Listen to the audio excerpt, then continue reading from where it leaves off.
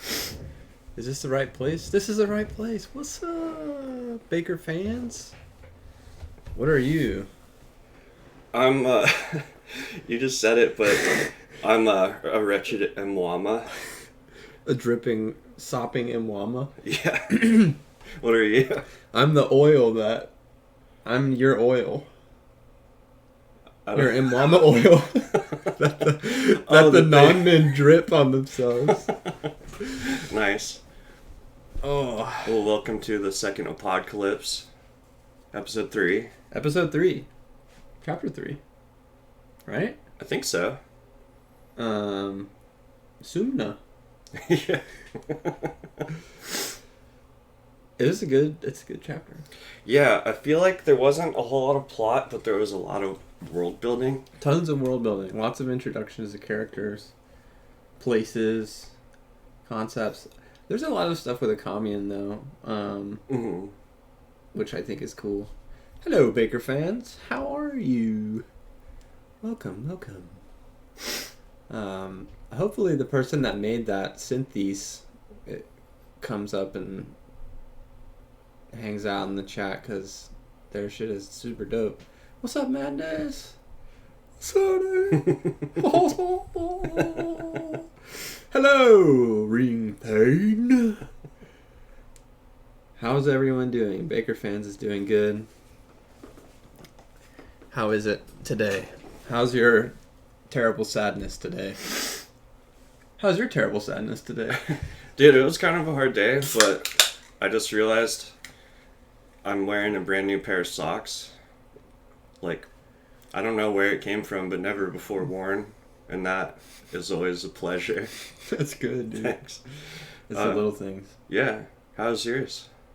Pretty good. Pretty, amped up. Nice. High energy.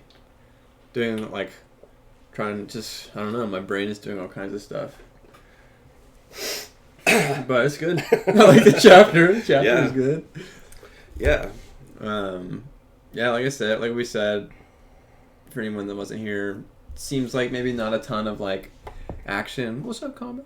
Not a ton of action, would you say?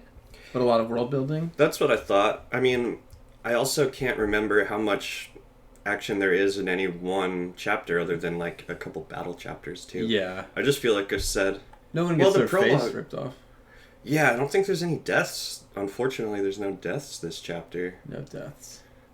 The prologue had a lot of action, but the last two chapters didn't feel like they had much either. Yeah, just in Carathoozle one at nice. Whenever what's his face? Gashrooney. Gashrooney. Yeah, but he got popped. But other than that, yeah. What's up, Robbie? Howdy. How art thou? I'm gonna just open up the book and see what we got. I got a lot of stuff on commune, I feel like. Right on. I took a lot of notes, so it sick. might be... Well, I say that. Maybe, hopefully. Does anybody else have anything going on that they want to type into the chat? What's up? How's everybody's life going? Is Quint VC Art the person that did the I don't know. Synthes? Whose art is that? Was that the person that made the synthes? Once I'm grown up and rich, I want to buy it for $1 million. Good, just been sleeping. Take the hair, bud. Thanks. Good luck, coach. What about my coach hat? I don't normally wear this. Yeah, he wears it every single day. Sugar King is the 3D printed synthes. Oh, sick. Okay. Oh, bottom left is Quint. Right. PVC art. Now I recognize that name. I think I might have actually in the file names had the fucking names of the people, because I don't want to totally rip everybody off, but yeah. I think all the pictures I found are from the Prince of Nothing wiki. So that's good. Yeah, so there's sources there. Definitely not trying to step on anybody's No, for sure. nuts. No one's intellectual endeavors. Yeah. Well, So what happens? Like what's happening right now in the first chapter? Yeah, what's They're on the Sea of Minianor. Akamian he's the only person on the boat, right? I got that impression. Him and obviously the captain and some of the crew, I guess.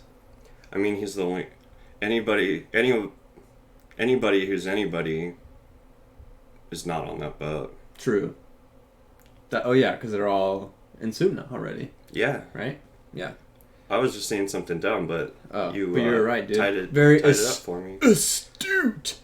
So I guess one thing, it'd be good to just go ahead and read the quote at the beginning, which says, "If the world is a game whose rules are written by the god, and sorcerers are those who cheat, then who has written the rules of sorcery? And that's Zarathenius and the Defense of the Arcane Arts. That's pretty cool. That's fucking sick. Yeah. Yeah. That's a book I kind of want to read. Also, it's probably just like too metaphorical and philosophical for me to really understand. Yeah. But I liked that. That passage, like, both. So I'm in this reread. This is my third time, right? I'm trying to pick up on stuff I didn't remember. I guess maybe you are always trying to pick up on any information that's presented to you, but I'm just looking at stuff. I guess sometimes the stuff that's presented in the second series, the Aspect Emperor books, and they talk any talk about the gods is catching my eye. Yeah, because I didn't think the gods were real at all in these three books. Yeah. And I wanted to ask you just thought they were... Okay, go ahead. Well, yeah, I just thought they were like folklore or culture, but that they were kind of like how there's no god here. Yeah. Right. yeah. But like obviously in the Aspect Emperor, they're like very concrete or more or less concrete motherfuckers. Right. So I don't know. Did you think that there was like anything supernatural or metaphysical really going on? In here? Probably not. I probably thought the same, like, because there's so many themes of people being like naive and ignorant and like blindly faithful that I thought it was just like, they're just some dinguses that believe in these gods. But yeah, it is interesting. I wonder why he made the decision to. I mean, maybe he knew all along, but whenever, I wonder why in the Aspect Emperor series specifically it starts popping off with the gods. But that's not to say that the gods probably get up to stuff in these books. Oh yeah. I can't really know. I don't know like any specific examples off the top of my head. Bakker says he felt the same. Bakker fan says he felt the same about the gods. I know in retrospect, I've read. I wouldn't have come to this conclusion, but I've read people are saying that like Ajokli made a deal with Kellis on the circumfix. And so that's where he got right into him. Yeah. And so... oh, yeah. Shit. But, I mean, that's speculation? I think... Yeah, but I think it's, like, pretty heavily believed. Yeah. Could be totally wrong. You might have confirmed it, but I think that's where shit would have gone down if it did. Because he was, like, broken past the point of, like, rationality. Yeah. Like there are no atheists in the foxhole type of thing. Yeah. Oh, interesting, yeah. The moment of, was it the gift of desperation? The gift, you can't save your ass and your face at the same time, dude. Unless you have an ass face. Unless you have an ass face. Like a skin spy. Madness says the Dunyan is like our secular output now. They are very much the like secular atheist science peeps. And then Bakker says it seemed like the Dunyan materialist perspective was correct until book 2 when the demon was summoned to meet. Yeah, for sure. It does switch tones, which is a process that not only do we go through as a reader, but the people in the book go through. I feel like maybe like the opposite or something, where their beliefs and impressions and understandings of the world are just like flipped up and down over and over again. But the interesting thing about faith is that the people they never cease to try and find something that's real, even though everything like starts being turbulent and tumultuous. I don't know. Faith is quite the drug. Yeah. No matter how many times they get frigged, they just keep on wanting to have faith, like Proyas. Yeah. Oh yeah, he's the poster boy for that. Yeah. We should probably start. Oh yeah. So Akamian's on the boat, and let's see. He starts off storming a little bit. I just noted that he mentions Momas, the aspect of storm and sea, who is also the god of dice. It's just introducing the god of dice or whatever. That's not me drinking dice. I was throwing dice. But yeah, I didn't know that, and it made me want to go onto the wiki and like add it in if it's not there. I've been thinking a lot about adding to the wiki and not doing it, even though I could be adding to it instead of thinking about it. Right. But yeah, because I think a resource like that could be further developed. Mm-hmm. Yeah, for sure. Well, and also Twitch chat, and everybody can help with that, because oh yeah, I'm definitely not an expert by any means. Mm-hmm.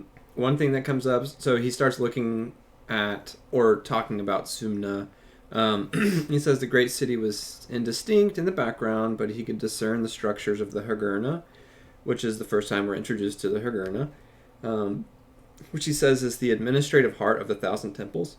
Excuse me. It's in its center rose the legendary bastions of the Jerubras,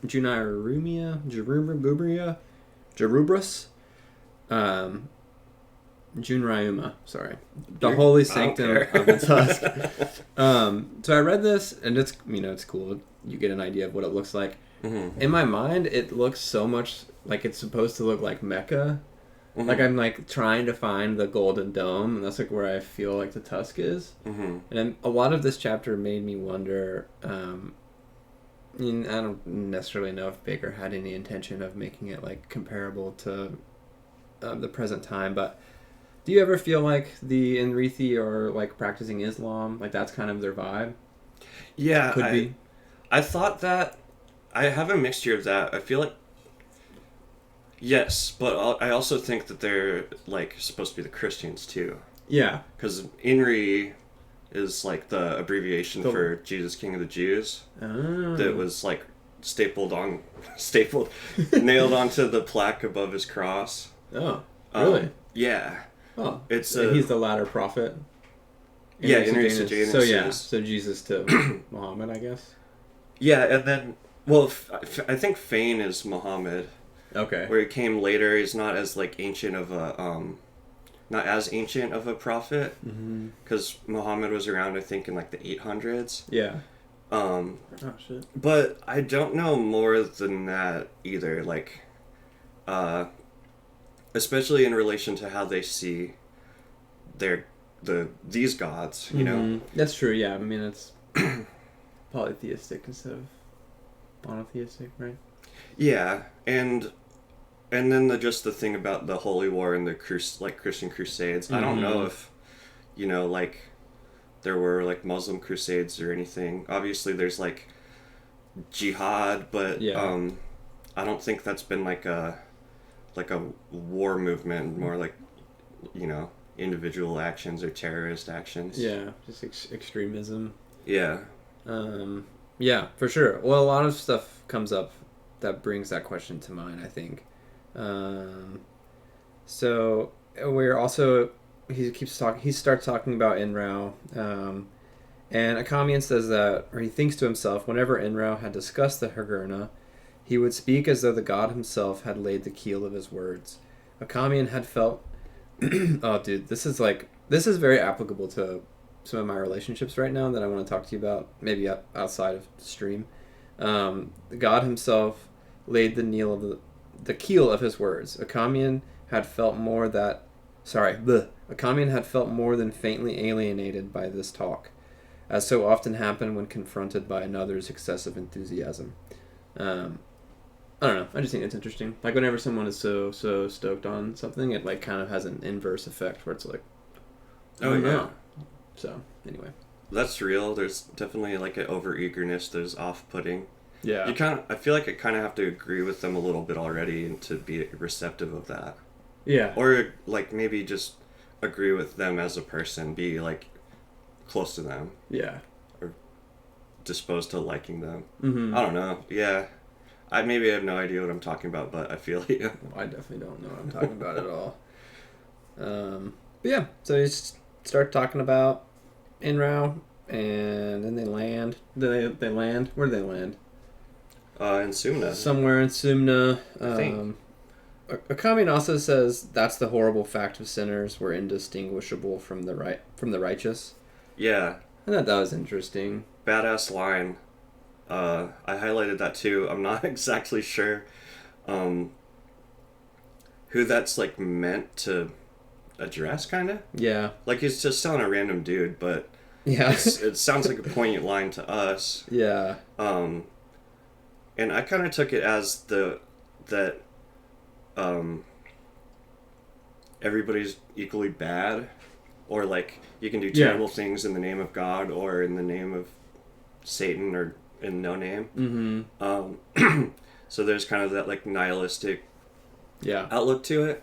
And then I don't even know if it's like in these words, but I kind of got the idea that the righteous like are kind of too drunk to be able to know who else is like actually good. Mm-hmm. Yeah, I think that's very astute. Yeah, definitely, obviously this book is very nihilist, but yeah, kind of always coming back to the middle point of neither good nor evil, just kind of like bleh, human. Yeah, maybe kind of existential. Mm-hmm. Okay, so he also mentions the fabric of existence, the Anta. Yeah. Is that the outside? That's, I mean, it says that it's the fabric of existence. It's, someone in the chat probably knows better than me, but I believe it's like the intangible quality that like allows, like that the gods and the world are connected by, and how like topoi, like cursed places and stuff can like bleed into the real world and stuff like that. Yeah. Something that manipulating the Anta is like sorcery, maybe. Yeah. But not totally clear on it. It could also, I could look that up in the I'll look that up in the index real quick too. Dude, last night I couldn't sleep very well. I was just trying to fall asleep. I kept on thinking the word topoi, and I couldn't remember what it meant. And I would just be like, topoi, topoi, topoi, over and over in my mind, trying to fucking remember what it was. Damn. But it's where hell leaks out into the world, right? Yeah. There's something like so bad is happening there that hell can bleed through. I'm just in bed, like, imagining the pits of Sylogis or whatever. Let's see what we got. We got some Twitch chat happening. We're neglecting. Bakerface says the fanaticism that Mathanet inspires pales in comparison to the fanaticism the IF compels. Inverse fire. Yeah, probably. I Yeah. feel like the stakes are way different with the inverse fire. Because it's so obviously connected to eternal damnation. Or Mathanet's kind of like goody-goody. Like the Dunyain make you feel good. Or like I feel like they make you feel protected, or like somebody knows something. Like that guy can lead us because, he knows this about me. He's so intimate or whatever. But yeah, like the inverse fire just like makes you really not okay. Yeah. Yeah, they're all trying to not go to hell, but like the Inrithi believe that they're righteous and, well, I don't know. The Consul don't necessarily think they're wrong, but I think they also don't care. Yeah. But they're like, they know that like if they don't change something, they're going to go to hell. And then the Inrithi just think like, oh, if I do all the right stuff, like that's what makes me a good person. The Consulate seems to know that everybody's fucked. Yeah. So that's like where I see the difference. But other than that, they are compelled by like very similar forces and goals in my mind. Yeah. Yeah, definitely. They are. there's some talk about the Crusades. Islam does have a Messiah type figure. That's cool. I do not know much about world religions because I don't, I guess, haven't studied it. Yeah, Bakker fans, it is interesting looking at this from, obviously having read all of the books. Everyone is just so full of shit. Or, everyone is so broken. I mean, that's a blanket statement. But people have so many flaws and, there's no real ground on which anyone stands. It's all just, a mess. Mm-hmm. But I guess one of the main themes is, everyone is trying to not go to hell. Yeah. Pretty much. Uh-huh. Or at least they don't want to. Yeah, and I think that, where Kellis can, and I guess Moengus too, grabs so much power is that he is just, the one that acts like he knows everything the most, or is the most convincing. Mm-hmm. I feel that about life sometimes, especially when I'm feeling extra insecure, that basically nobody has any idea what's going on, or at the very least, everyone's, 2 steps away from being, totally destitute and, spiritually destroyed. Yeah. I don't know, I was just thinking of somebody with, an illustrious career and they lose their job and, their family dies in a car crash and it's yeah. Now you're just hiding in your room being depressed like me, even though nothing like that's happened to me. Yeah. I don't know, just, imagining shit like that where kind of all our beliefs are built up upon things that we just have faith or confidence in, and that's not a given or necessarily a static thing. Right. Yeah, for sure. Whenever the things that I think about this all the time whenever I'm reflecting to try and just, I don't know, get grounded or just be grateful or whatever. Get grounded. I'll think about my house burning down or my wife. I think about sad things that could happen, and how the Brian that exists in this world would be a completely different Brian. Or, I just wouldn't be the same. So it's interesting. I don't know. So you're kind of motivated by the inverse fire. Yeah. Definitely. To appreciate what you got while you've got it. Yeah, dude. I mean, life is short, dude. Every little teeny tiny thing has an effect on the rest of the world. Yeah. So, I don't know. Yeah. They think that Sumna is the literal heart of God, they say. For the Enrithi, there was a sense that Sumna was not merely the heart of their faith or their priesthood, but the very heart of God, literally. I don't know. Just thought it was interesting. Hell yeah. Oh, by the way, the Anta in the Unholy Consult glossary just says the name for the very fabric of what is. Nice. Yeah. Very it is true. what it is, man. Whoa, dude. So. Bakker fans is worried about us. No, I'm happy. I'm a very happy person. We, not that it might inspire any confidence, but we talk like this every day to each other. Yeah. We definitely have our ups and downs, but I think we're both safe. Yeah. Yeah, dude. We got lots of coping skills. Yeah. I'm a mental health professional. Yeah. So. I'm a dog sitter.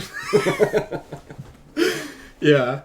Robbie says another term that Herbert took from Islam Arabic to then use for the Muad'Dib. Yeah, Mahdi. Mm-hmm. Right. So Paul Muad'Dib, and then I think Mahdi is also a Fremen word. Yeah. LOL. Bakker fans is hurry the fuck, get your shit together. What do y'all think about the bar scene? Really like seeing Akka acting as a manipulator. It's fun to see, but also contrasts with Kelly's superior skills in the area. Yeah, there's a lot in the bar. Let's just with Inrao, right? Yeah, in the bar with Inrao. It starts off with Inrao in a dream, right? Where he's just dazed. He's confused.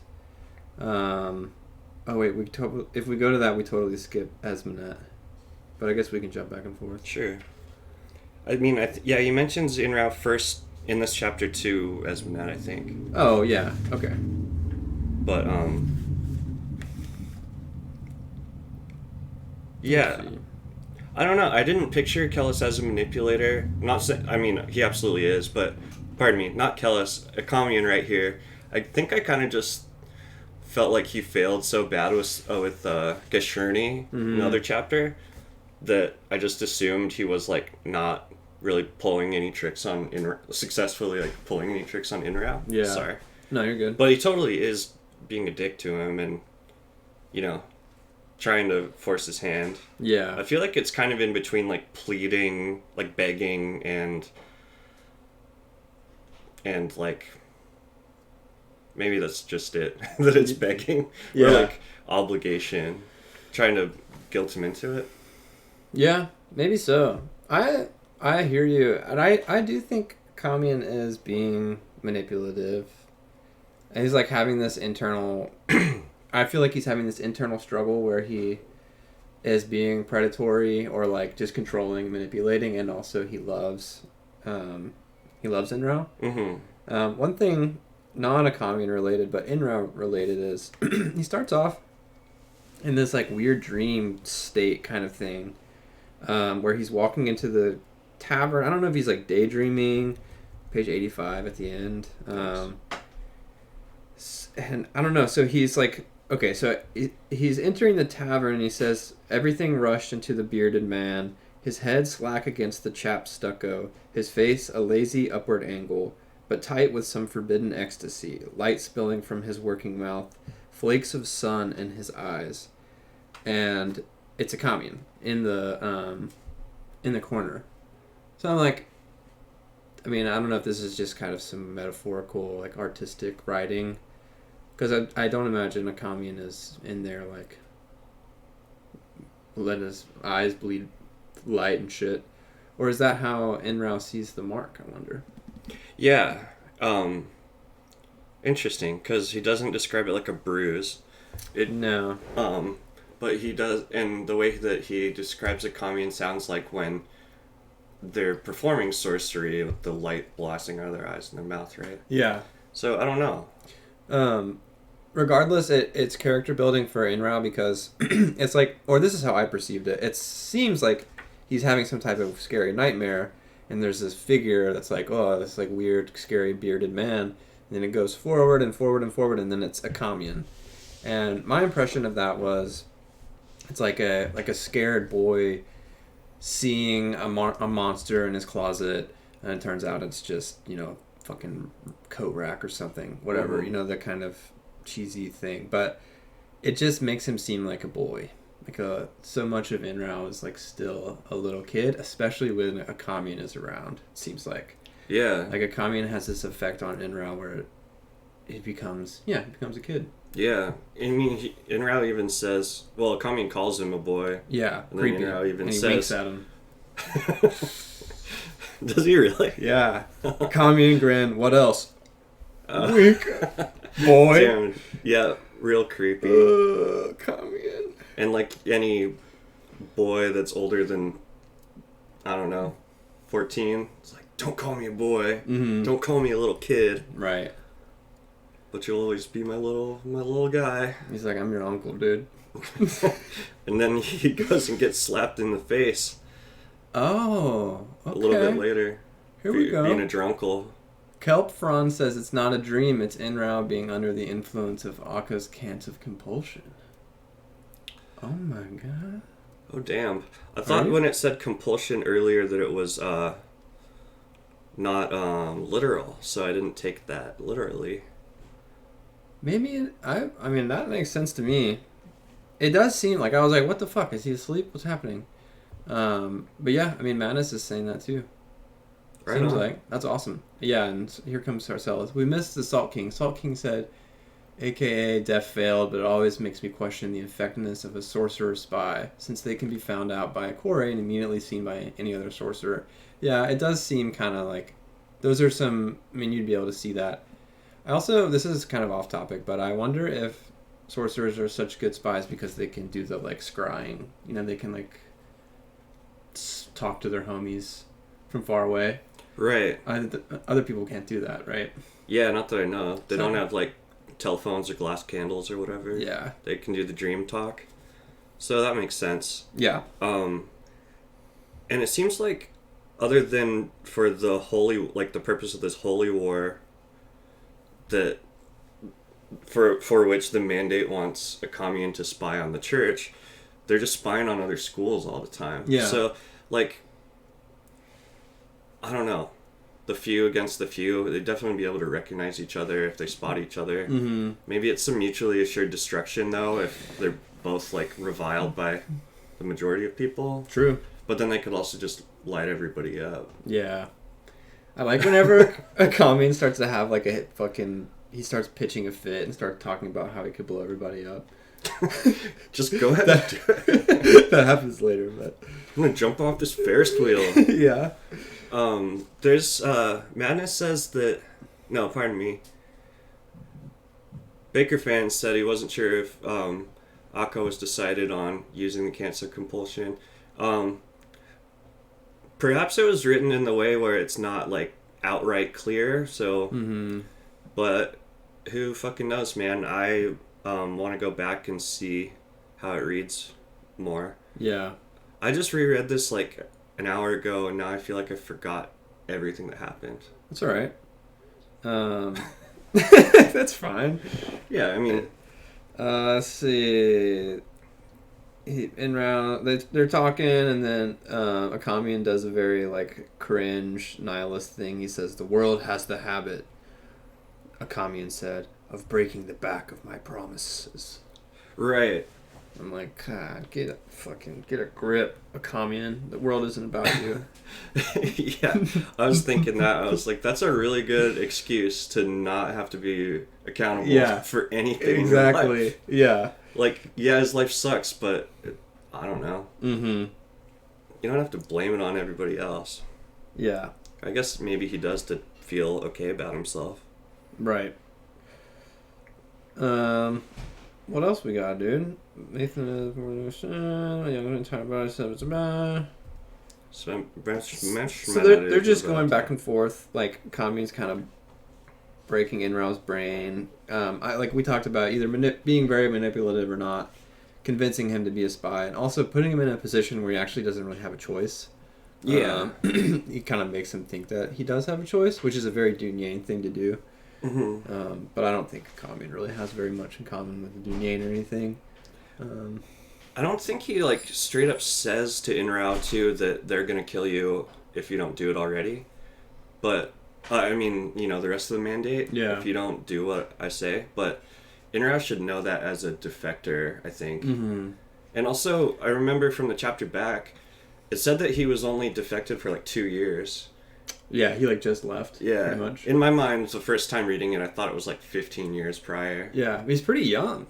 Yeah, it seems like it. Yeah. And I feel like he was kind of just like going from father figure to father figure. Mm-hmm. Yeah, I mean, he talks about how he thought coming to Sumna would be like something, like whatever he didn't like about Adirsis, he thought he would find the solution in Sumna, whatever, which is a symptom of naivety, Mm-hmm. which there's a lot of explaining how he's naive. But yeah, he's looking for father figures. Everybody just wants to be, feel certain. Mm-hmm. Looking for certainty. Want some primary secure attachment with their primary caregiver, dude. Yeah, we got Sarcellus coming in hot. Beside the anomaly that takes Kashrini's face. Yeah, so is Sarcellus a skin spy at this point? That's a good question. I wasn't sure. I think there's probably an argument that he is already. But who knows? I mean, he might just be an ultra dick who's like in the right place at the right time to, bully a commune. Yeah. But, he has the smell, you say. What's the smell? Like he can smell really well, or he stinks like a fucking open face? Certainly, such a big theme on the first 3 books. I think that it's that he has a good sense of smell, but fuck me if I knew anything for certain. That's kind of the message of the books. Fuck you if you think that you're certain about anything. True. Let's see. Yada yada, they're just still talking, and then, here comes Sarcellus. Myrrh or something like that. Yeah, he smells like myrrh. Oh, here's a question. This would make me think that Sarcellus is a skin spy. Why the fuck why is a knight commander, or whatever the hell he's called, in some, like, busted ass bar somewhere? You know what I mean? Like, he and his homies are just, like, it's like the king or the fucking, it's like if, god damn it, I can't think of the fucking metaphor I'm trying to say. Jaime Lannister. It's like if Jaime Lannister is in Flea Bottom, like, at some busted ass place. So that could mean that he's a skin spy because he's watching a commune or whatever. He's a rich kid slumming it up with the pores for culture. Mm-hmm. No, it's all a joke. Actually, it's a Shriel knight, a priest, and a sorcerer walk into a bar. Guess who's unhappy? All three of them. Guess who? Yeah. Nah, sorry. Didn't mean to derail it, but... No, you're good. It is a good question. I don't know, maybe Knight Commander sounds pretty serious. I was going to say maybe he's still, like, kind of just a middleman, but he does sound like he definitely acts like he's important. Yeah. Well, because the commune's, like, I don't even really know where it is or not, but it seems like a commune thinks he's important. Mm-hmm. Let's see. Oh, another thing about Sarcellus is, okay, so it says, the man between them, his face slack with upper caste arrogance, met a commune's eyes and nodded. There's like this, like, why is he nodding? You know? Right. He's like, What's up, bitch? I'm gonna open a hole in you. Yes, Lord Sarcellus. Yeah, that's a cool point, dude. Thanks, dude. Yeah. Shit. Yeah, there's immediate antagonism, though. And so I kind of like how it mentioned that he just looks at a commune with upper caste air of nobility or whatever. Yeah. A commune's, like, ruse to throw him off is to just act like a lowest caste, like, degenerate ever. Mm-hmm. And a commune works it well because he's a super spy, dude. It's because I think it's because he thinks that low of himself. I kind of feel like he always, like, wants somebody to confirm in a weird way, maybe not, like, on purpose, but come on, dude. Yeah. He wants somebody to, like, confirm that he's garbage. Yeah. I could see that. Maybe that's me. No. But, it worked. Well, it worked. And it could have just worked because Sarcellus was a skin spy and he knew it the whole time. And so he was, like, getting one over on him instead. But, I don't know. I thought it was kind of funny that he just slapped the shit out of him. It is funny. And I like how afterwards a commune's like, see how good I did in round? But he can't hold his wine. He's like, I'm always shaking. God damn it. I'm fine, dude. I'm fine. Yeah. Yeah, so he says, okay, so Inrao says, yes, Lord Sarcellus. And then Communes thinks to himself, Lord Sarcellus? He's unfamiliar with the name. But Inrao's shock could only mean he was someone powerful, too powerful to ordinarily trouble himself with petty temple functionaries, a knight commander. Mm-hmm. That's what made me think, like, well, why was he there in the first place? Yeah. Yeah. So, anyway, I don't know. No, I mean, according to somebody commented it, and then I think now I'm, like, pretty convinced he's in skin spy mode already. Yeah, it seems like it. Yeah. But I recall a scene where he gets, like, pwned by some member of the council, and then he's getting, like, jerked off by the bird. I think that he, like, also gets killed. Either his like, human body or his skin spy body gets killed, and then they just replace him with another one that. Yeah. Yeah, that Sarcellus. Yeah, for real. It doesn't mean why. It doesn't mean that he's not already a skin spy, I guess. Mm-hmm. And yeah, Bakker fan says, for real, why is Inrao there? I don't know. Yeah, I don't know either. I grew up around a bunch of Mormons, and so I just think of religious people being not able to drink, which is insane, but that's, like, where my brain goes. And so anytime there's, like, a priest with, like, a mug of beer, or, a bowl of wine, I'm just like, oh, this is, like, not supposed to happen. Yeah. So, I mean, of course he can drink, like, in sacrament and whatever, but, like, it doesn't seem like the place that he would hang out as a pious young man, right? Mm-hmm. Yeah. A commune calls him a plum. Damn, that kind of works on multiple levels, I think. Yeah. He says, oh yeah, he just says in-rouse a plum, which made me feel... Oh, in-rouse a plum. Yeah, made me feel not okay. Why is that? Because, they always say peach. Oh, right. Just a different type of butt to yeah. mess with. Also, whenever Sarcellus slaps a commune, he looks at him and says, "How I've longed to do that, pig," the man whispered. Oh, yeah. It could be the consul being like, Chigra! 2,000 years for B-slap somebody. Yeah, put some hands on him. Yeah.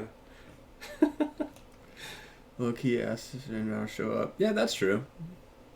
That's true. He could have asked for a little meat. Maybe he was compelled. Maybe thought it was just like light enticement spell, not a full-blown compulsion. Yeah. Yeah, it's kind of like a commune's whims and his intentions. He has so little mastery over. It could be that he's like kind of is lying to himself about using the cants, or he's using kind of a low-key cant and thinks it's not a big deal. I don't know. Yeah. I wonder why they didn't just meet somewhere.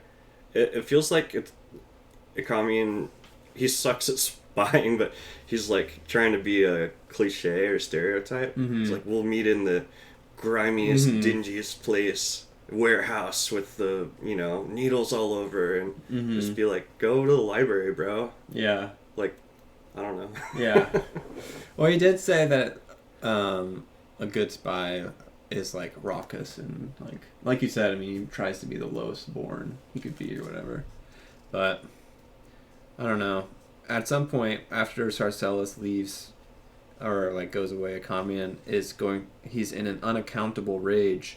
And he says, "The furies I could have unleashed," he spat. And I was just like, oh my god, dude. He's throwing a fit. Yeah. Having a fit. He's probably a little bit drunk. That's kind of...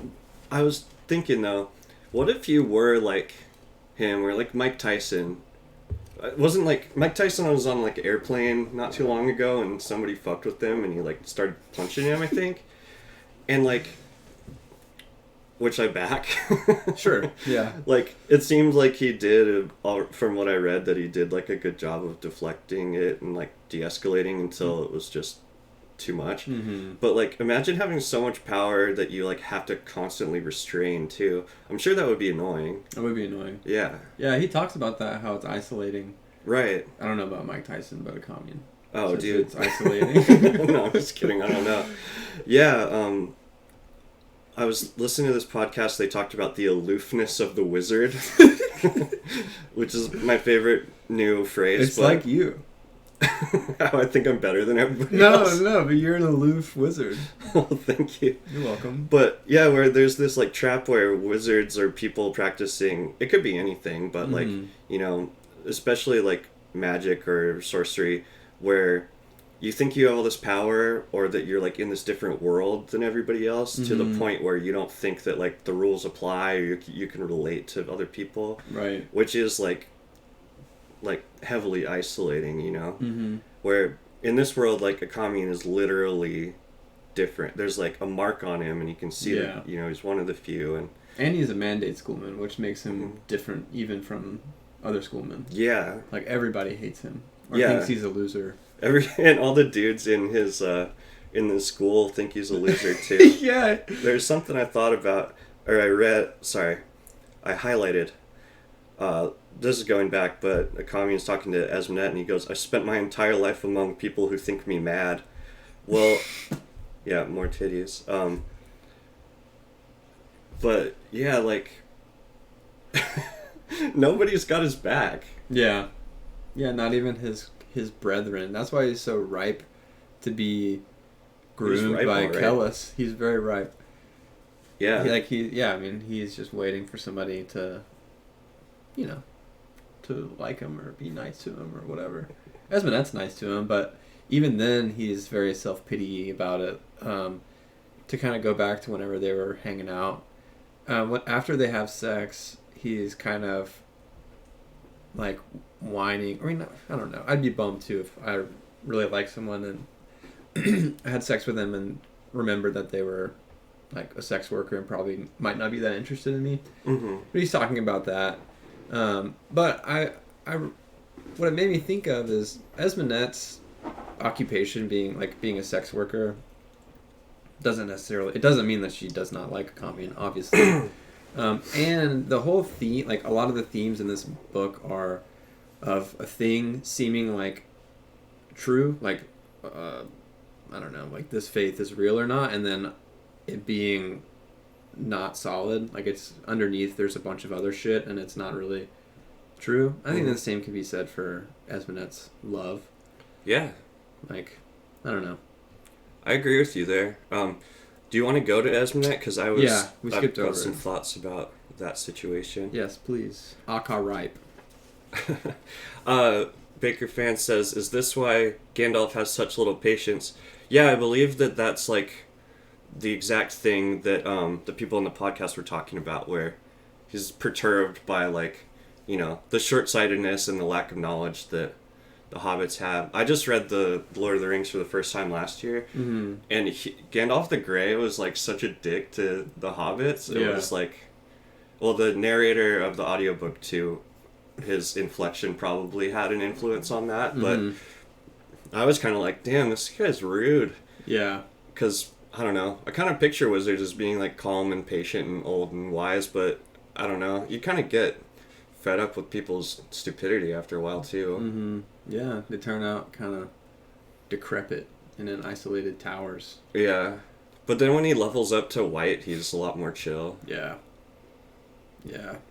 Tom Bombadil. Oh! You know what I'm saying? Gandalf the jerk. That's right, dude. So with Esmonet, yeah, so, you know the term emotional labor? Yeah. So... You love that term. Oh, yeah. Sorry, go ahead. Go ahead. I mean, it's legit, but I think... So it's... I probably lectured you on this already. The original meaning of the term emotional labor was you having to pretend you're happy at your job. It's like the labor you're doing managing your emotions to not murder your boss. Yeah. And like to make customers feel comfortable and happy while they're shopping. Oh yeah, for sure. And you're getting unpaid for it. It's hard. Underpaid? Yeah. It's horrible. Yeah. Like working at a cashier.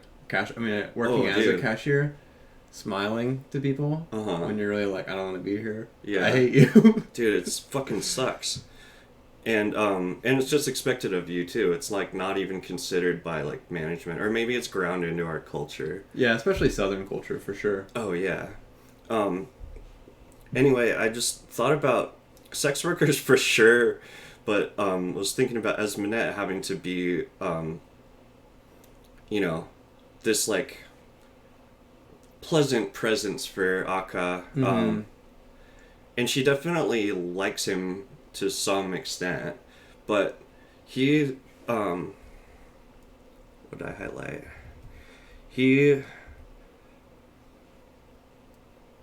I forgot, I don't know where it was, but he was like, she tends to my loins and then my heart. Oh yeah, I hated that line. Sorry. Yeah, well, it's like she nurses his loins. Yeah, she nurses my loins. Nurse my loins. Like a fucking baby. That's it, though. He is like a crying baby. Yeah. And he doesn't, like, seem to understand at all that he, like, in my view, our modern view of, like, relationships, that he's, like, not doing anything near what she's doing for him. Like, he's not providing any space to process her feelings or consider that she has feelings back. Right. And he always gets pissed off when she has to go take custom from other dudes, and it's like, she needs money, what the fuck what else is she gonna do? Right. And he just, it feels like he's really entitled to, you know, her body, but also like to unload his feelings on her. I guess unload a bunch of things on her, if you know what I mean. But and he's always the one that leaves. Like, I feel like Esmonet later, whenever she's kind of monologuing or thinking, she's talking about how it's like she's hurt every time he leaves. It's like, yeah. Yeah. And yeah, Madness, they're very, very codependent. Yeah, they're both in, like, weird... like their own kind of unique fucked up situations. Mm-hmm.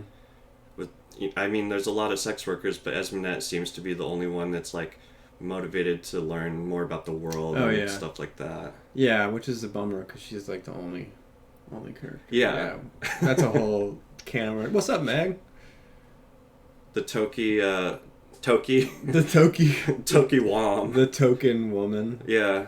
Yeah. Which is like another thing. There's only Coach Salmon. Sorry. Big ups. Put me in, coach. No, there's only sex workers as women. Yeah. And then witches. And witches. Yeah. Which the witches are badass. Oh yeah, I mean, I think sex workers are badass in their own way too. Yeah. But it's like definitely this extreme world of I mean, the men are either like cannon fodder or like damned wizards or fucking priests and like shit. But obviously you don't get like Joe, the taxidermist. Yeah. Like, oh bud, he coaches the like little league soccer team. It's like fucking Nayor cutting horses in half with one swing. Yeah. Yeah. Oh, cool. It looks like there's a fanfic of the Swayali witches. Oh, that's cool. I'm down to check that out. I'm your coach, dude. Just tell me what to do. No. I think I want to like also be an Esmonette apologist though, because I don't like her that much and I want to like her more. Same. Yeah. Yeah, I've felt consistently disappointed. Well, I oftentimes felt disappointed with Esmonette, and there were times where I was like, okay, Esmonette's kind of awesome, and then I was just like, dude, you have so much capacity to do better or to like protect yourself or like be there for yourself, but you don't, and it's almost not believable. I'm like, because so many parts of Esmonette are like strong and powerful. She's like a strong character, and then she'll do something and it's like, what, dude? Like, you let that guy like do that to you or whatever. But I don't know. Maybe that's commentary on something. Yeah. I don't know. Yeah. I also just don't know how much of like my own internalized sexism was built into stuff too. For sure. Like, I totally liked Akami in the first time I read these, even though he's like pretty petulant and like kind of unsufferable if you like pay close attention to it. Oh yeah, he's like a mop. But he's the least insufferable of like many of the characters. Yeah, he is a mop. But that's okay. Yeah, in the chat, I liked Esmonette in the second series for sure. It's it feels like kind of like if Jessica in the Dune books, or like the first 3 Dune books, had a more important role. Mm-hmm. Yeah. Because she's like up there at the top, but I don't remember her doing all that much other than like kind of facilitating a couple meetings. Yeah. Well, in the first book, she's like with Paul, but true. Yeah, but still, she is like a mother and a concubine. And a bitch and a lover. Yeah. And a child, and a sinner and a saint, dude. That's right, dude. Esmonette in book 6 and 7 is like Skylar White at the end of Breaking Bad. You know? Have you seen that? I do, but how do you see Skylar? Because she gets hated on a lot by fans. Like, I hate Skylar up until when she's like decides to be bad. She's like, I run this car wash. And then she's more likable. She like takes charge, or she stops like nagging. I don't want to say nagging, but Baker says least insufferable character is Sorrel. Yeah, dude. That's a big yes. The coffers. The coffers. No, dude, that's funny because Skylar is really annoying, but she's also like dealing with the most bullshit too. Yeah, horrible like, situation. And I'm like, what a bitch, dude. But I think it's just like kind of the whole fan base treats. I don't know. I think that's probably some woman hating stuff, but yeah, for sure. But I can't say that I was like a fan of her either. I just understood that it would suck to be married to a meth lord. Mm-hmm. Who just should have... Now this is a Breaking Bad podcast. Dude, if he could have just swallowed his pride and taken the fucking charity money to get fixed. Mm-hmm. Yeah, he doesn't give a fuck about getting fixed. Nah. He just wants... He's down and dirty, dude. He's evil since day one. He killed... What the fuck is... Dirty Stinky Pete? No, not Stinky Pete. Crazy 8. He kills Crazy 8 with like a tire iron in the first season, just like off the rip. Or maybe it's a bike lock or something, but he like bashes his skull in. Anyway. He blows up El Tuco's place with the beans. Yeah, He's got some magic beans in his pocket. Yeah, he's craving that shit, man. I guess we're talking about Breaking Bad now, so we should we rein it in a little bit? Nah. Who's the most Breaking Bad of the series? Who would Nayor be in Breaking Bad? That's hard. That's like almost impossible. Walt Jr. I don't know why. I just thought that'd be a funny answer to say. Walt Jr., most violent of all teenagers. The turtle with the head bomb strapped to it. Ooh, yes! Most definitely. Oh God, who would Hank be in the Bakker series? What a fuck. aCab. Hank would the be... guy that was supposed to... Esmenet's bodyguard that she's banging in the second series. Yeah. He's like trying to be a good guy, but he's also a shitbird at the same time. Yeah. I don't know. That's good enough. It's off the dome. Salmon? Yeah. Salmon. Yeah. You can see that. Sees his head. Yeah. Whenever the turtle blows up, he sees his head in the future. He's like, oh shit. It's white. Don't do it. Don't do it. Don't take a shit that day. Yeah. Alright, man. Where are we? What are we even talking about? Esmenet and Kamian are hanging out, and Kamian is like happy to see her, but she's kind of just like a sex and whining receptacle for him.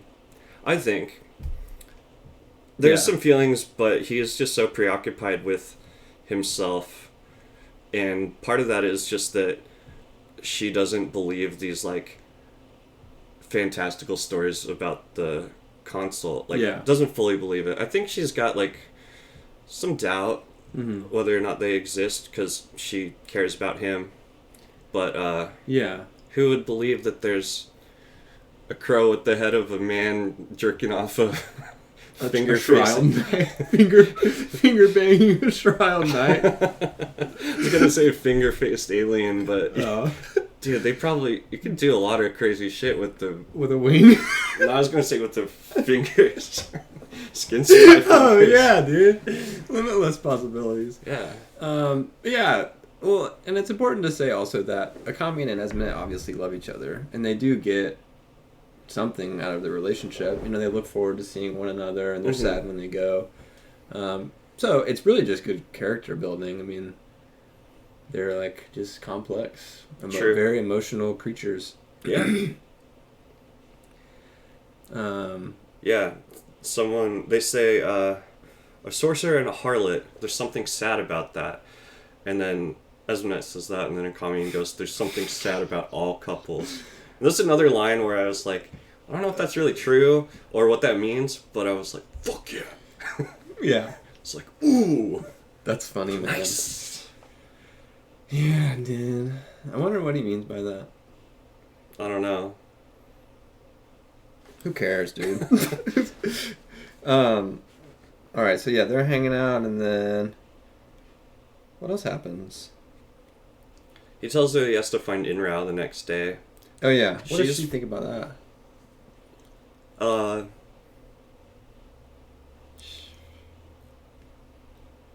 She's like, she doesn't really impose herself too much on his actions. Like, she's kind of removed. Yeah, I don't think she's too judgmental other than the stuff that he does that's like against her or like negatively impacts her. Like, she asks about him, do you still intend to turn him? Right. But she knows that he's in a fucked up situation. Yeah. I can't remember too if she like knows Inrao or not. Like, if she might have even like put him up for a couple days, you know, and a commune smuggled him out of at Ursus or something. Yeah, possibly so. I don't know. But they know who each other are later, or at least Esmonette knows who Inrao is. Yeah, for sure. Yeah, Madness says no one believes the consort are around except later. Well, yeah, I guess except Moengus the Elder. Yeah, I mean Moengus. Does Moengus know about it? Yeah, so somebody the other day said that who is it? Moengus killed the can't remember his name, but the dude who was the head of the Scarlet Spires, or the Kisharim did. Mm-hmm. I read about that, and it's unclear whether he did it personally or not. Yeah. But the whole thing is the Kisharim that use the Suke don't have the mark, Mm-hmm. and so they couldn't be detected in the halls of the Scarlet Spires, and then Moengus has the dream communication, so maybe he could have just like directed somebody like from a distance how to get in there and fuck shit up. I don't know, but that the Kisharim, somebody in the Kisharim killed that dude, and I think that was because Moengus identified that the consult exists, Right. and he wanted to mobilize a magical war so he could get Kellis to align with a school, so he could learn how to do magic that could kill, or sorcery, I guess, that he could fight the consult with. Yeah. Real 40 chess. Major spoilers. I'm not sure if that's what you were referring to, but Definitely. Definitely lots of spoilers. Yeah, I mean, we should maybe repeat that more often at the beginning. Yeah, true. Yeah, But we should say spoilers. Anybody who's nerdy about this probably doesn't. I don't know. Let me just make some generalizations. But that was all stuff I read from the forums, I believe. I didn't piece all that together myself. Yeah. Yeah, so I think that up until the end of this book, Moengus is the only person who knows that the consul is around. But I do think he knows that they're around already, according to like that string of theories. Yeah, makes sense. Baker says you are right, Mr. Beard. Thanks. Mr. Beard. You might have written the posts yourself that That's I read, true. so happy to talk about it. Kama also mentions back to the Esme thing that it's literally her job to appease appease Akka, which that's a good point. Yeah, I think that both as her profession and also just as her gender role. Mm-hmm. And he does give her money to live and stuff too. Mm-hmm. But she goes to taking more custom because she knows he's going to leave. Right. Yeah. So the next thing is basically going to the big mob, right? Like Yeah. going to see Mathanette. Oh man, I can't even. Redeemed IRL word ban. Clearly consult is Clearly casual. Sorry, I totally... Oh my god, get the fuck out of here, Coco. Dwayne, we can't say Dwayne The Rock Johnson anymore, dude. Oh, damn. Isn't that what that means? Word ban? I didn't even put that in there. Thanks for not making me do any push-ups. Or is that... I used to have it to where if you had channel points, you could make me do push-ups. But I had to stop because Coco, clearly casual, would just like spam the push-up button. And I would just do like 200 push-ups in a night. Not I thought really. you'd like that. Yeah. The whole stream was just you doing push-ups. It was too much. So I'll talk and keep forgetting the names of stuff, and you can just do push-ups. I'll do push-ups in the back. That's cool. That's funny. Having a beautiful woman believe in you that your life's work matters. What a dream, yeah? That's like my wife, dude. Yeah. Patricia. Mm-hmm. She's the best. She's great. She's great, dude. That's why I was teaming up with her to bully you earlier. True. Mm-hmm. Very true. Clearly casual. Welcome to the stream, dude. Oh my god, dude.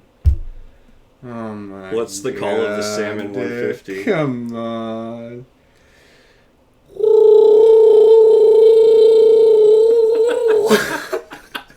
Oh man.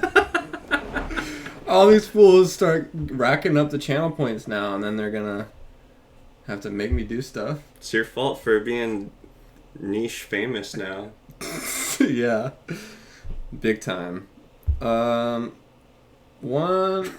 Patricia's a bully. Huge. Patricia always makes fun of Coco because Coco...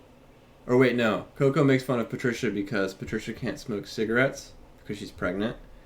And Coco smokes lots of cigarettes. Oh. So, anyway.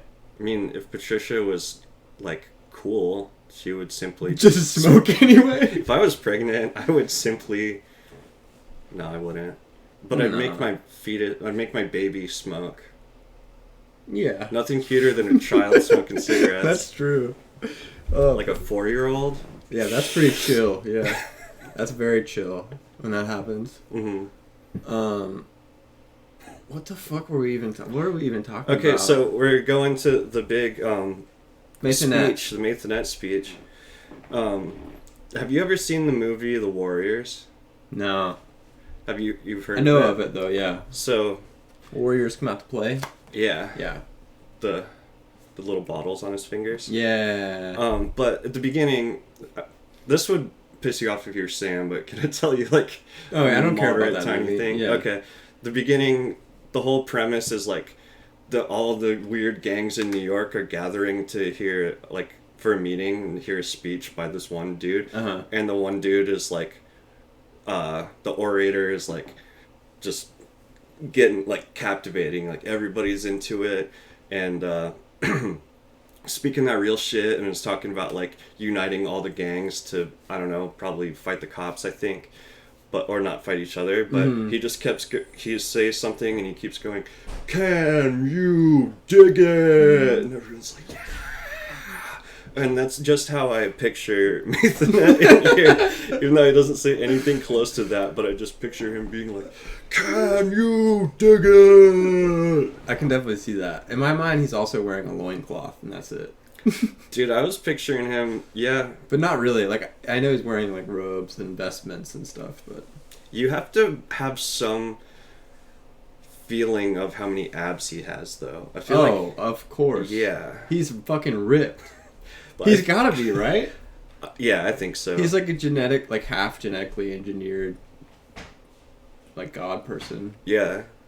Any, Merc's skin spy and, like, fast motion Yeah, true. later on. True. But, yeah, I think that, I don't know, I just had the feeling that the crowd could tell that he's, like, got serious abs. Yeah, they love him. Mm-hmm. They love him. Yeah, I mean, it even says the new Shirai was a powerful figure, as tall as any North Shirai, wearing a crisp white gown that really showed off his pecs, sporting a thick black beard, which is cool, because he's not, like, don't the, I don't fucking know, never mind. I can't remember who wears beards and who doesn't have beards, doesn't matter. I can't remember either, but I think he's, like, kind of brown. Yeah. Yeah. It seems like it. Where Kamian's a Aryan master race motherfucker. Is he? Blonde hair, blue eyes. Kamian is? Mm-hmm. Okay. I believe so. Yeah. It says Masonette came from the deep south. Shout out to the dirty south, dude. Masonette's fucking G'd up from the dirty south. North Shirai are typically blonde. Oh, Madness is saying that Masonette tanned his skin and dyed his beard. Interesting. Oh, shit. I've not seen Kangaroo Jack, the movie. Alright, man.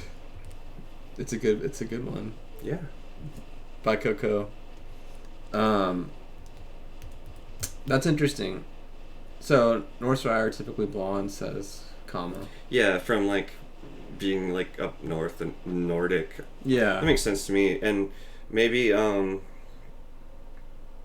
so Esmeralda was talking about him tanning his skin and dyeing his beard in The Judging Eye. Okay, word. So he's trying to, I guess, show that he, like, is not Kellis. Yeah. He's not, like, he's clearly relatable. related to Kellis. Yeah. And then, I don't know, maybe he just has to keep that ruse up as they grow up. Yeah. I don't know. You guys probably know. A Kamian gets to crowd surf. Oh, does he? Right? It says, then hands were all over him and he was lifted by strangers onto the surface of the crowd. Oh shit, dude. Palms and fingers, their touch were so many and so light. There was a moment. Wait. Yeah. So I don't know why he just gets like, they're just hype. It's a cool crowd. Did you ever go to like any big church rallies or Christian camps or anything? I went to like church camp. Do you crowd surf there? Mm-mm. Oh, okay. You didn't just go try to to like the cool church? Well, you escape and you go try to find cigarettes. Nice. What up, Barad? B-Rad? Barrett? No, I dig that. Also, it says body prostrate across hands beneath the sun. Anytime it says prostrate, I just think of prostate. Yeah. And then the word hands in this? Hands? Yeah, it's this hands on his prostate in the sun. Oh, yeah. The sentence is just his body prostrates across his hands beneath the sun. You can crowd surf at Christian rock concerts. Yeah, I'm sure it happens all the time. Yeah, I don't know, but I imagine just basking in Jesus's glory. Oh, people love it, dude. They love it. It's like, yeah, and hopefully Nathan has got them like pumping. Do you think they're like groping the people? You know how like shitty people always grope the people crowd surfing? Probably the not. Women. Probably not a commune. They don't want to prostrate his prostate. No, definitely not. His smelly fucking pig. I don't know. Sorry. That's alright, dude. So Nathanette's talking about he's setting the scene. He's getting them all worked up, and telling them about the Holy War, that it's against the Phantom and not the sorcerers, and not the schools or whatever. Yeah. And he kind of does some groundwork for making a case for using like Scarlet Spires later or whatever, because I feel like he repeats over and over again how the worst of all are the false prophets. Mm-hmm. It's like, oh, but the worst are the false prophets, and then later he's like, we gotta use sorcerers. Mm-hmm. So anyway.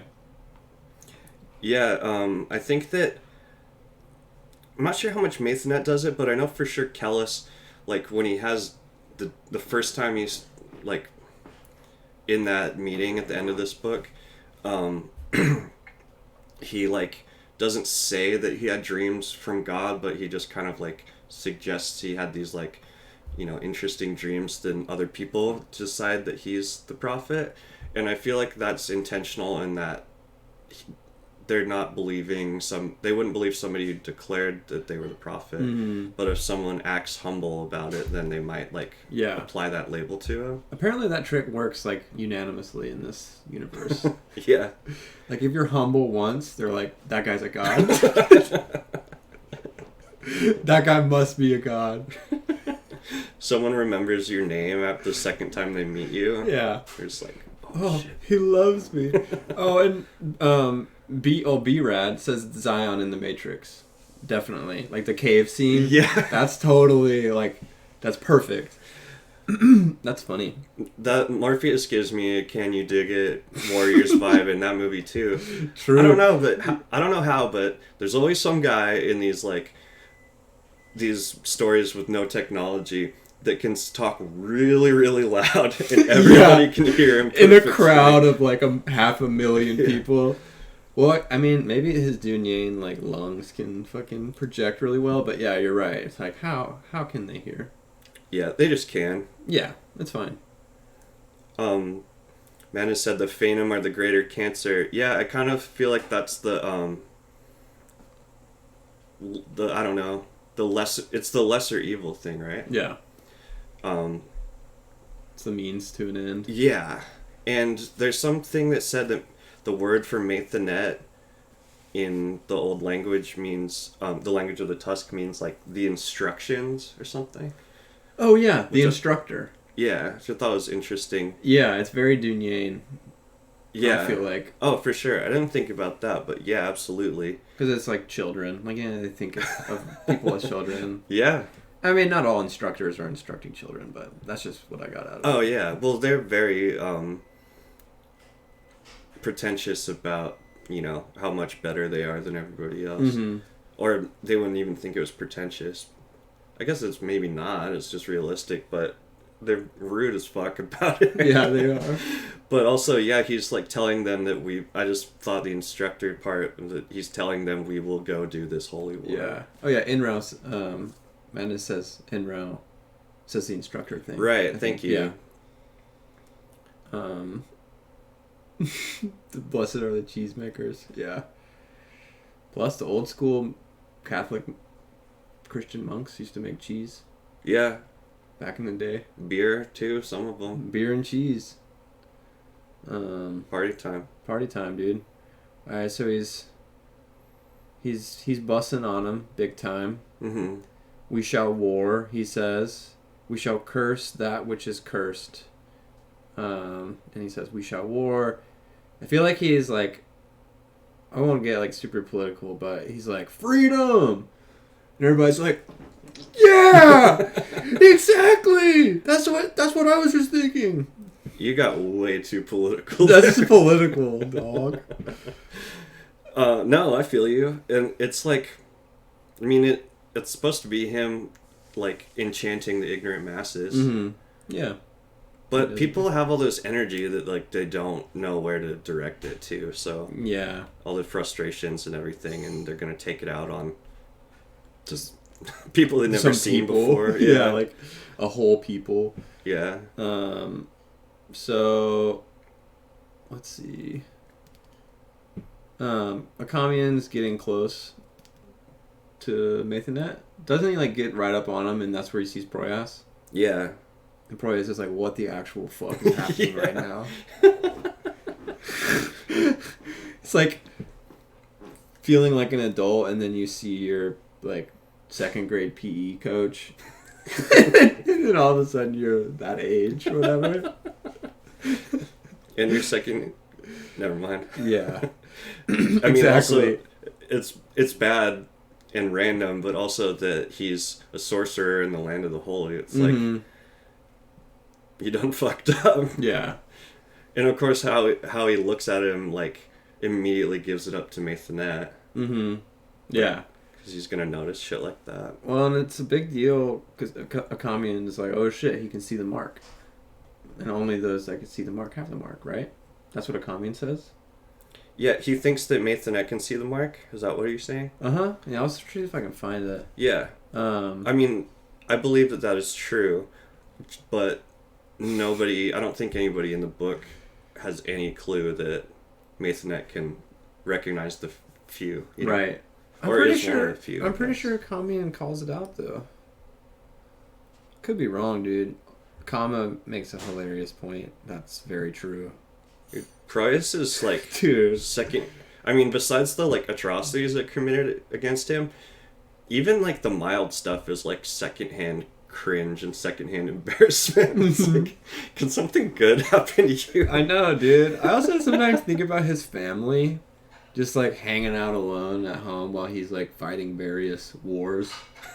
He's just off, like being an idiot. Anyway, I don't know. I'm pretty sure that he notices that he has the mark, but it doesn't matter. Yeah. So I guess in comes Proyas. Another student he had loved for 4 years. Akamian had tutored him in the non-sorcerous arts, that's interesting. I hadn't really thought about that. Non-sorcerous. He wasn't teaching Proyas to be a sorcerer. Yeah, no, I think he was like just literally like an academic tutor kind of thing, or I picture it kind of like the maesters in Game of Thrones. Yeah.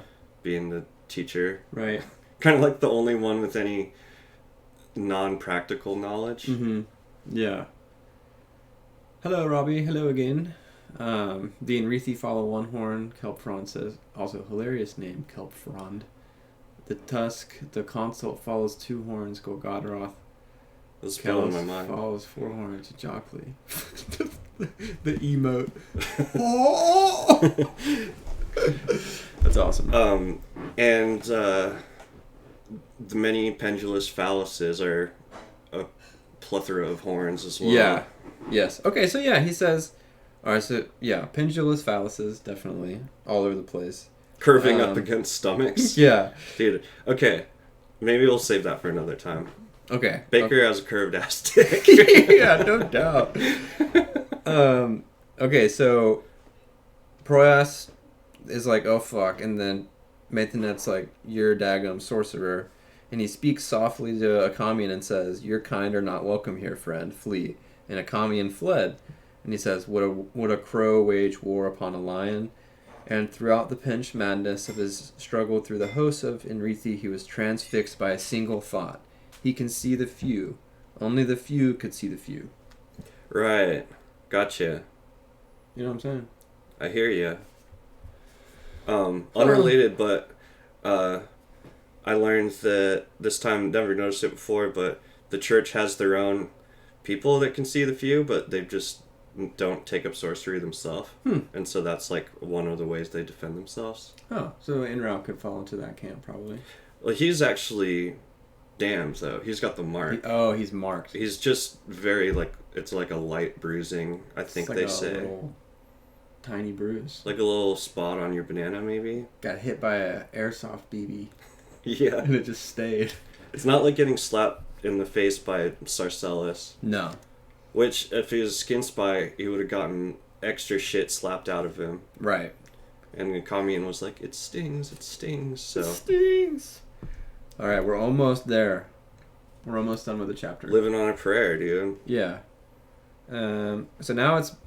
I mean, we didn't really talk about Proyas and Akami's meeting very much. But I don't really know. We're out of time. Kinda. Proyas is just like, oh shit. And Akamian's like, oh shit. And he ran away. And then now it's Maithanet and Proyas. Yeah. Now they're in the garden. Or the whatever the fuck, courtyard. And Maithanet's like, look at this tusk. And Proyas is like, oh fuck. Don't tell me you wouldn't put it in your butt, though. I would. The oily tusk? Yeah. The tusk, the holiest of holies. Yeah, ribbed by inscriptions. Yeah, ancient holy ribs. Oh, man. How many butts was it in? I don't know. Thousands. I mean, maybe only Henry Sejanus. It was smuggled through the centuries in butts. Like Christopher Walken's speech about the watch in Pulp Fiction. Proyas is exclaiming how much he loves Akamian. He's thinking to himself while he's hanging out, like, oh shit, I can't believe I saw Akamian. That's wild. He says, Akamian, I loved you once, dear teacher, but this is beyond all tolerance. And then Maithanet is just, or Gotian, I guess, is showing him the tusk. And Proyas is really happy about it. You know? It's heartbreaking, is it not? To see the tusk for the first time. I bet it is. I would be so psyched if there was like an artifact of Christianity we could refer to. I guess maybe that's why people get so up in arms about like the Shroud of Turin and fucking splinters of the cross and stuff. Yeah. But that would be cool, and I don't even like Jesus really. It would be dope. No, actually, I'm neutral on Jesus. Yeah, I'm pretty neutral on. I like Jesus. There's Mecca though, like in Jerusalem with the wall. You can wait. Is that in Jerusalem? God, now I wish I knew some religious stuff. Culturally incompetent. Yeah, we are culturally incompetent. But there's, the wall, the little building that the world's largest mosh pit circles around. You know what I'm saying? In Mecca? Yeah. Yeah. Yeah. It's a mosh pit. Oh, yeah. And, like, the Temple Mount and shit, where I think the Temple of Salmon was for the Jews. And yeah. There's some old shit. I think it's cool. Like, I like the image of seeing the tusk, like, hanging... is it, like, it's hanging by chains and stuff? I think so. It looks cool. I mean, it's just, like, a well-written scene. And... I don't. Maybe not right this second, but at some point, like birds get caught in it, right? Or they get caught in like the webbing or something. I do not remember that. I don't know. It could be a dingus. Sure, you're right. Okay, no, Mecca is in Saudi Arabia. Rip My I'm canceled now, but that's fine with me. I deserve it. Anyway, world's largest mosh pit, dude. I'm telling you. Yeah. Sure. See all those people circling the, getting in the pit, getting pitted, opening up the pit. This is not working. I don't think they're gonna be able to see it. Woo! Look at that. Shit. Circle pit. Okay. Cool. I mean, that's it, right? Anything else? I think so. Well, I guess it leaves us on the cliffhanger, though, that Nathan tells Proyas that he's like, so, who's your little buddy? Oh, yeah. Who He's dared like, pollute my presence? What a fuck. Proyas is just holding his friend's weed for him and gets caught, and then his dad is like, well, who's your friend? Dude, it's so sad because here Proyas is like seeing the thing that he's like most stoked about, the tusk, and he's like, oh, shit is so awesome, and then he's like, then his dad is like, I'm disappointed in you, you're in trouble.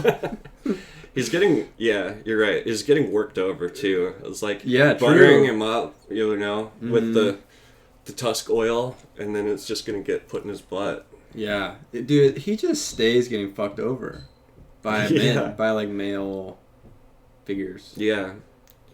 Who is Proyas to Bakker, I wonder? The only person I can think of right now is Job from the Bible. But it's just because I think I've heard he has a shitty life. Yeah, he has a shitty life. I don't know, man. Maybe part of Bakker himself is Proyas, like a younger self, where he's just like always trying to do a good thing or make somebody proud of him, and it's just not working out. Yeah, we all have that inside of us. Yeah. Well, that's the end of that chapter. Right? Yeah, it is. The next chapter is still in Sumna, so we'll pick that up next week probably. I mean, I don't have any plans to not do it. No, I'm super down. This was a good one. I feel like this was good. Everybody was chatting. We got lots of good stuff going on. Yeah. You want to catch up on some comments? Yeah, for sure. Robbie is talking about the Catholics love saintly artifacts like the Tooth of St. Jude or whatever. Yeah, I think that there's supposedly more, like people are claiming that so many different pieces of wood are part of the cross.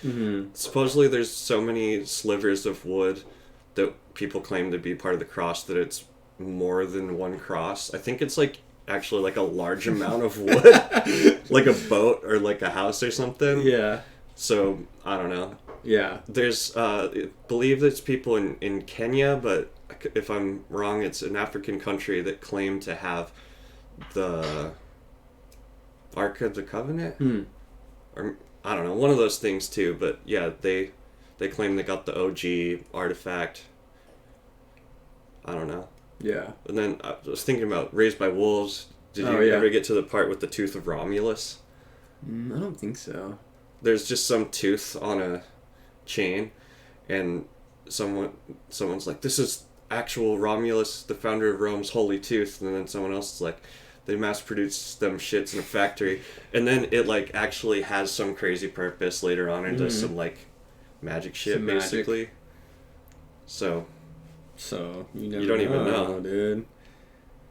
What else? What else we got? DV would appreciate Proyas as Job. Yeah.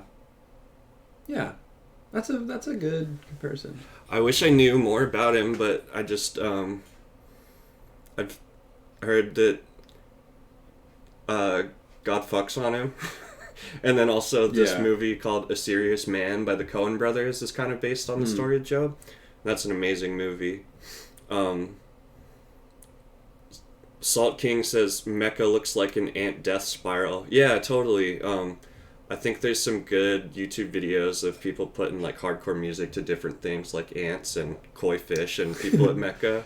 Oh yeah, that's cool. Robbie has given me some historical information. Mecca and Medina are the first two holiest cities in Islam. Cool. Third is Jerusalem. where Prophet Muhammad ascended into heaven. Good to know. I don't know who Nerdanel is. Nerdaniel? Nerdaniel. The Kaaba is the cube. Thank you. I just keep calling it the wall. It's absolutely a cube. Absolute cube. Total cube guy. Absolute cube moment. Akka is hoisted up on high. That's true. Yeah. Also, with arms wide open. Dude, the guy that sings that was at the Predators hockey game last night singing. Damn. Yeah. Who is that? Scott Stapp? Yeah. Shit, man. What a good night. They lost. Their season is over. Damn. I know. It's probably his fucking fault. It is Scott Stapp's fault. Sorry to any Scott Stapp fans. I'm not sorry. I don't actually give a fuck about any of that, really. Maybe... You think anybody ever took him higher? To a place that life can't see? No. Okay. He probably already, like, is into heroin and stuff, so I feel like that's pretty much as good as you can get. I mean, anyway. It's pretty good.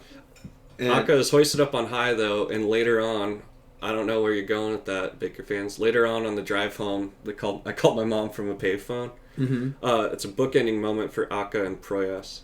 I remember a commune in the crowd at the very end of the trilogy. Oh, shit. If that's what you're talking about. Yeah. Does he crowd surf there? No. I pictured it as like a...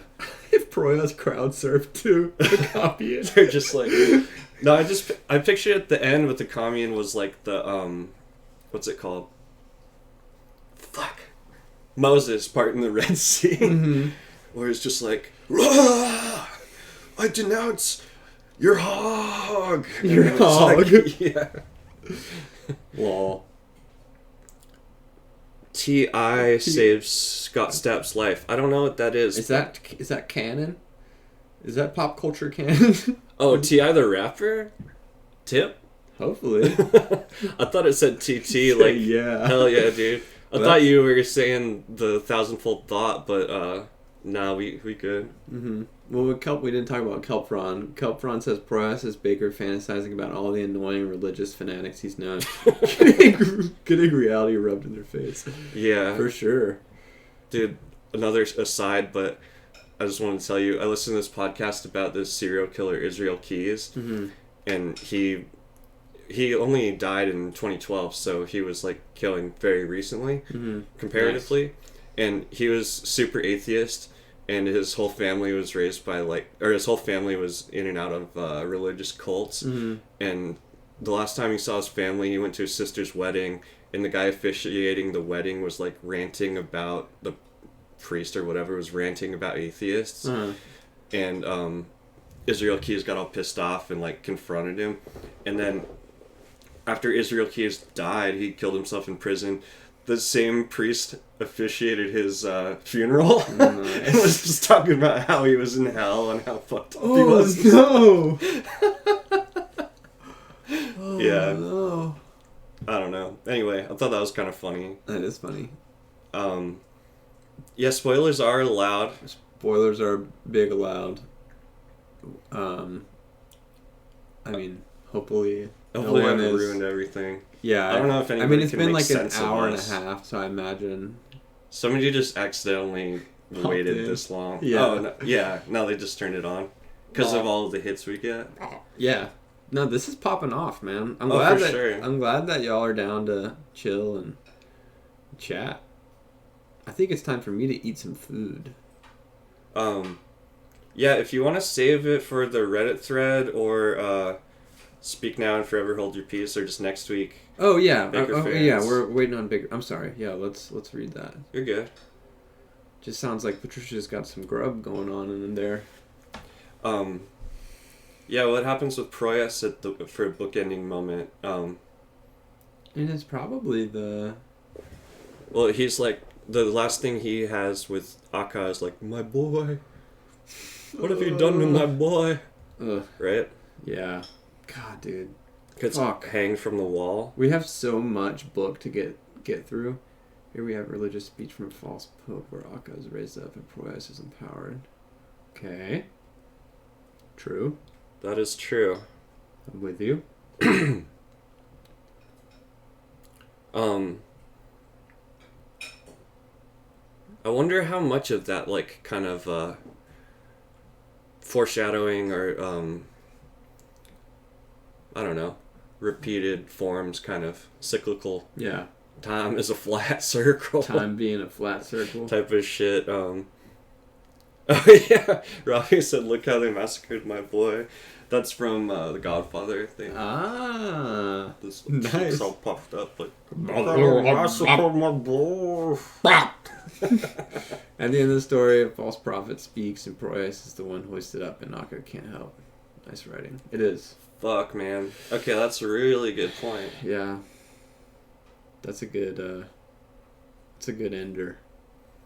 I think too, just one thing I remembered or noticed about how Akka's such a mop. Mm-hmm. A mop is he like finally gets his like ultra confidence at the very end of the series. Yeah, he's like gets the ultimate vindication when the no god is like happening. Yeah.